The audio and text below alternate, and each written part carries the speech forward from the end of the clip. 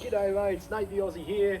How are you all doing? This is a response to my lovely mate Just a Bug from Sydney, New South Wales side. Hey mate. And this video was specifically talking about the upsides and the downsides of a middle guard, or as it would be referred to in Japanese swordsmanship, either Shudan no Kanmai or Seigan no Kanmai.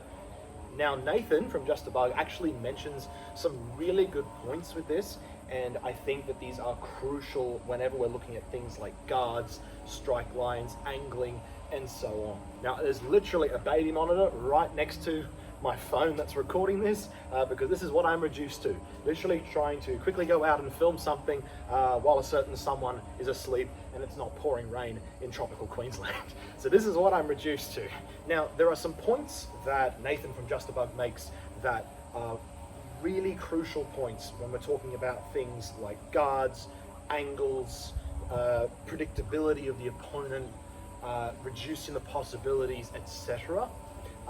Very, very important points. There are other points that I think that are maybe not mentioned in his video that I think are also important to keep in mind.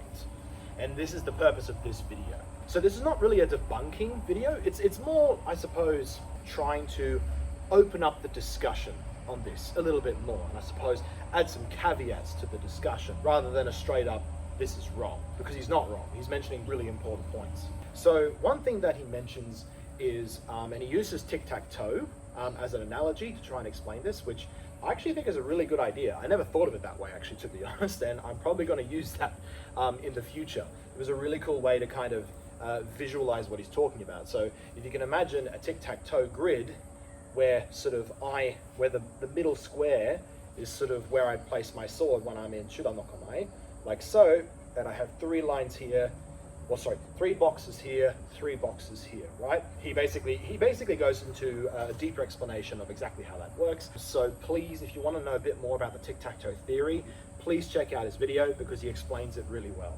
Basically, long story short, and we're talking about in swordsmanship terms, moving away from tic-tac-toe, basically, if I place my sword in the middle like so, the positives of this position is basically that I already have an object between myself and my opponent. It's the most direct line between me and my opponent. So rather than stabbing or thrusting from here, this is a direct line between me and my opponent, right? So that is one advantage of that. It also means that there's immediately an obstacle in between me and my opponent that they would usually have to deal with.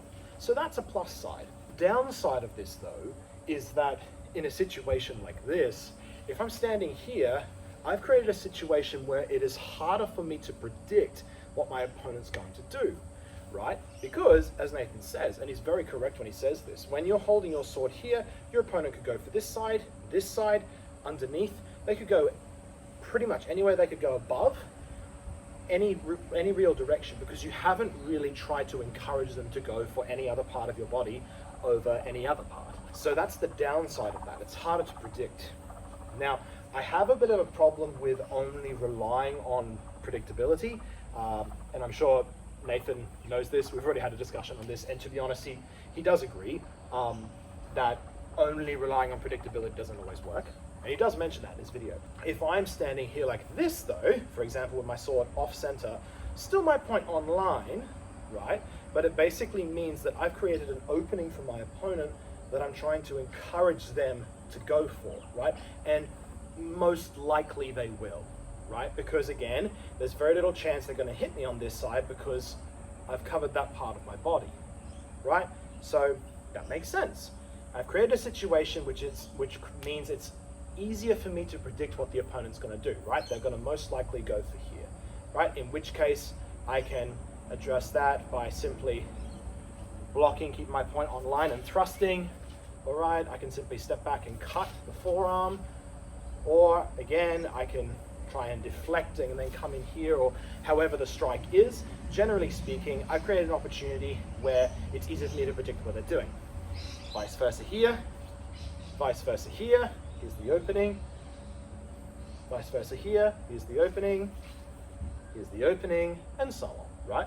And that's the idea. It's trying to make it easier to predict what the opponent's going to do. However, and this is just a caveat, so this isn't something that I necessarily disagree with what Nathan's saying, But, and this is where the tic-tac-toe theory, I think, doesn't hold up, is that in tic-tac-toe, you cannot draw a circle outside of the boundary. You cannot draw a cross outside of the boundary, right? You can only stay within the boundary. So if we were only playing within tic-tac-toe, and I've placed my weapon here, the tic-tac-toe theory, if we're being literal with it, right, which I don't think Nathan's being, but I'm just explaining this. If we're being purely literal with the tic-tac-toe theory, that would mean that if my sword is here, he can't put his sword here. Which we know for a fact that that's not true. They can still do that. It's still harder for them to hit you if they put their sword here, simply because there's not as much of an opening here as there is here, right? But there's nothing really saying that he can't do that. It makes it less likely and maybe less viable, but the word less is key. Because if we're assuming that, oh, he's never going to hit here, therefore he must 100% be going for here, that's how we can still get hit. Because if we're purely relying on trying to predict what the opponent's going to do, we will inevitably be hit by the one thing that we didn't predict. Because trying to predict everything the opponent's going to do is almost like predicting infinity. Almost, right? It's ridiculously hard. And whenever we look at what a lot of the old masters are saying, whenever we look at Musashi, Itosai, or Munenori, or Kansuke, a lot of them mention and try to warn you against trying to predict everything the opponent's going to do. Because if you try and make yourself ready, you will not be ready for the one thing that you didn't make yourself ready for, right? The way you be ready, the way they describe it, is that you just relax yourself and you will do the right thing when the time comes. Now, the way you do that is you have to train, practice and refine it, right? And I kind of like to view this similar to when we're learning how to drive. Obviously, you're thinking a lot. You're thinking, okay, when I'm driving, okay, I'm going to merge. Okay, I need to indicate, mirror, shoulder check, etc. Okay, and then I merge. But when you figured out like how to drive, and obviously you got your license by that point, basically, it's not like you're not thinking about those things. You still are. Your brain is still going through the motions of, yeah, indicate, check, okay, whatever. But you're not aware of that thinking. You just do it because you know that's the right thing to do in that situation. It's intuitiveness that you just get, right? Same thing when we're looking at weapon martial arts. That's what a lot of these old masters that I mentioned before seem to be hinting at. So it's less about trying to predict everything and more about just doing the right thing when the time comes. Now, on top of that, this doesn't mean that you should never ever predict. And here's the other disclaimer, all right? It is always good to try and reduce the options your opponent has, all right? Because if you reduce the options your opponent has, it's a lot easier to counter what they're doing, right? Because it's a lot more likely, for example, I've reduced their options to strike on this side of my body, all right? Which means they're more likely going to go for here. However, that's still only more likely. That's not certainly. And again, this is where tic-tac-toe needs to, doesn't necessarily allow room for this, is when, for example, I have my sword here, there's nothing stopping them from going for this side of my body or going for underneath. And the other thing as well is predictability works both ways. For example, if I'm facing a skilled opponent and I'm standing in a guard like this, he knows I'm opening up that side of my body for a reason, right? He knows that if he goes for this, I'm ready for that because that's actually what I'm showing him, right? So he knows that very likely I'm expecting him to go for here, right? And he might even use that against me. He might go for this side of my body. He might even get on the inside of my blade, try and hit here, in which case he'll expect me to respond to that. And then all he'll need to do is just quickly change direction and then hit another side. And this is where feinting kind of is sort of outside the realms of tic-tac-toe, because tic-tac-toe doesn't account for things like feinting and predictability on both sides of the bout that's happening. Another example, if I'm here, all right, my opponent's skilled and they've done fencing before, they know that I'm purposefully opening up this side of my body. They know that if they go for here, they're likely going to be countered by something. They don't know what it is necessarily. They can maybe make ideas of what it might likely be, but they don't know for certain. All right, so they might go for here, I go to react, and as soon as I react, they quickly change and then strike me on the other side. So if I'm facing here there's an opening on this side of my opponent's body. They've left that part open. I know that if I do a dedicated strike there, they're going to be expecting that, right? And then they're going to counter some other way. But I can use that against them. If I'm moving here, I move my body, so I'm showing I'm striking to there, because body telegraphs more than arms. If I'm moving here, and I see him react, I can quickly change and come up underneath. So doing that with footwork, I'm going in, I change, and then I've just hit him. So this is why I think it's important to keep fluidity in mind, because no guard, in my opinion, and at least from what the old masters say from the texts and Japanese texts from the era that I look at, which is the 16th century, very early 17th century, is that basically you shouldn't be viewing a guard as a position that you must stand in and you must perform all your movements through. These are positions that you move through to strike and parry from. And so that's one key, fluidity of position.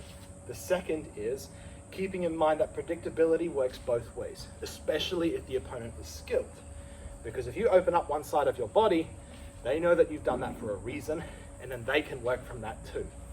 And last but not least, don't always rely on being able to predict what your opponent's going to do, because there will inevitably be that one movement that you couldn't predict. However, at the same time, always try and minimize, if you can, the possible movements your opponent has to do. So I suppose this is a long way to come back to basically just take an even-handed approach. And I think this is why I'm not really disagreeing with what Nathan's saying. I think it's more just a matter of trying to expand the dialogue on this a bit and make sure that the approach that you're taking is not an approach of extremes, if that makes sense. So guys, remember, obviously, this is just a continued response video to Just the Bugs video. So if you haven't checked out his video, please go and check him out, okay? Because he explains this concept in a lot more detail than I have done. And he does a great amount of work on historical Korean fencing, sparring, etc. So make sure you check him out. If you're still waiting for the response to Onerozan that I mentioned in a short not too long ago, and the discussion edits, I'm still working on those. I'm waiting for a time when we actually meet together for a training and I have enough spare time to actually demonstrate the movements with actually someone so you can see that perspective. So I'm waiting for that. And I'm continuing to edit through the discussion. It just takes some time. So thank you all for your patience, and thank you, Nathan, for getting all this good stuff out there. Please continue, and I'll see all of you mates in the next video. Bye-bye.